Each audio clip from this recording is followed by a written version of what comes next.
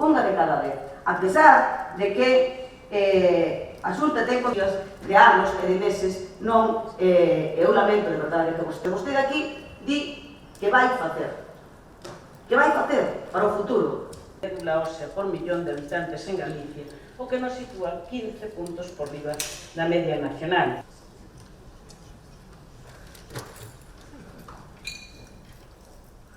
Problemas que non son exclusivos de Galicia, senón que afecta o conxunto da falta de médicos que estamos sufrindo. E que pasou nos últimos 6 anos en España?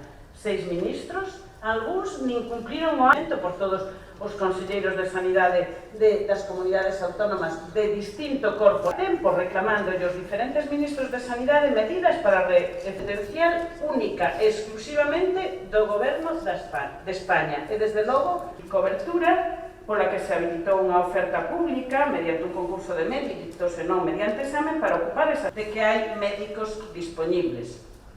Outra das decisións.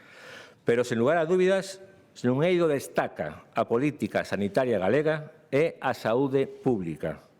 Non hai xeito máis eficaz de protexer a saúde que desde a prevención e o control anticipado das enfermidades. E aí acadamos fitos que nos sitúan como un referente internacional. O calendario de vacinación máis completo do mundo, tanto infantil como de adultos.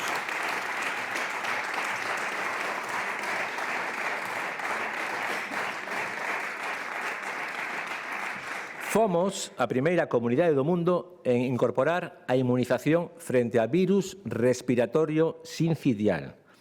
O resultado desta campaña é un dos nosos maiores motivos de orgullo. Logramos evitar a hospitalización de 400 menores de 6 meses con bronquiolite.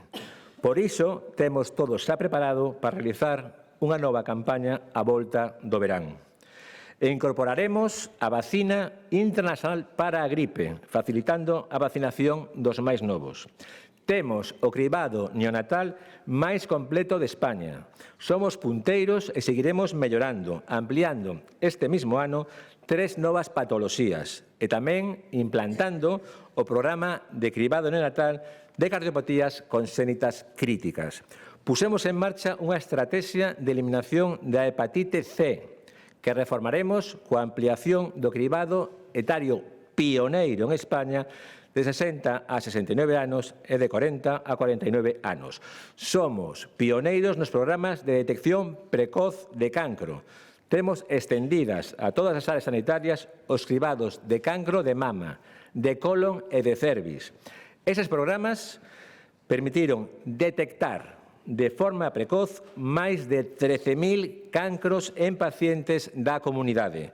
Agora estamos a consolidar e ampliar esta aposta pola prevención cos programas pilotos de cribado de cancro de pulmón na área sanitaria da Coruña e de cancro de próstata na área sanitaria de Ferrol. E a iso responde o plan de reducción da burocracia no que traballamos, un plan que recolle cambios na atención primaria, na atención hospitalaria e nas diferentes plataformas tecnolóxicas do Servicio Galego de Saúde. Entre os cambios máis destacados temos a expedición da baixa laboral por parte dos servicios hospitalarios cando o paciente ingrese. Non é lóxico que un paciente cun proceso cirúrxico programado teña que ir logo a solicitar a baixa ao seu médico de familia. A baixa será automática desde o servicio hospitalario. Avalitaremos novas fórmulas de avaliación e seguimiento dos pacientes cunha incapacidade temporal de media ou longa duración. Evitaremos, por exemplo, que pacientes cunha fractura que require meses de curación ou cun tratamento oncolóxico teña que firmar cada pouco a baixa. En relación coa prescripción, potenciaremos o papel de farmacéutico de atención primaria como referente en farmacoterapia, que pode aclarar as dúbidas sobre como tomar a medicación ou sobre os posibles efectos secundarios. Seguiremos mellorando todas as canles de comunicación entre a atención primaria e hospitalaria para seguir acadando a mellor continuidade asistencial. Coa axuda da tecnoloxía, axilizaremos a elaboración de informes condicionantes de saúde, como os necesarios para solicitar a dependencia. En definitiva, que os profesionais sanitarios dediquen máis tempo á actividade clínica, que os médicos de familia vexan reducida a carga burocrática e que os pacientes non fagan trámites innecesarios. Señorías, temos medidas concretas e antes de que remate o ano estarán en marcha boa parte delas. O 40% do plan para reducir os trámites burocráticos na atención primaria estará en execución este ano. En 2026, a burocracia de atención primaria estará reducida ao mínimo imprescindible. Ademais do plan de reducción de burocracia, avanzamos xa nun plan de recursos humanos que teremos listo no prazo dun ano, que nos ofrecerá un mapa preciso do capital humano disponible cunha proxección a futuro. Isto garantenos a posibilidade de anticiparnos e de planificar a mellor atención sanitaria para os galegos a curto, medio e longo prazo.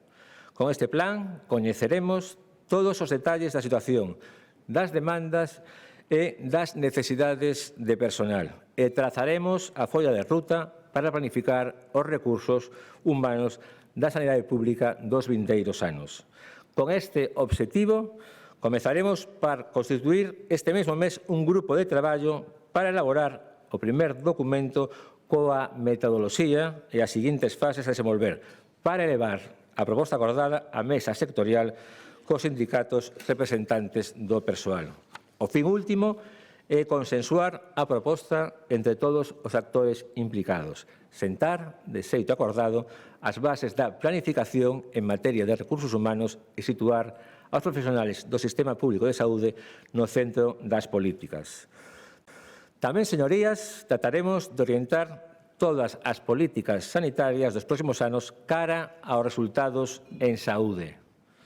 Para iso, crearemos unha oficina técnica de resultados en saúde, orientada exclusivamente a desenvolver indicadores que midan distintos procesos asistenciais, tanto das listas de garda como de seguimento e efectividade dos tratamentos.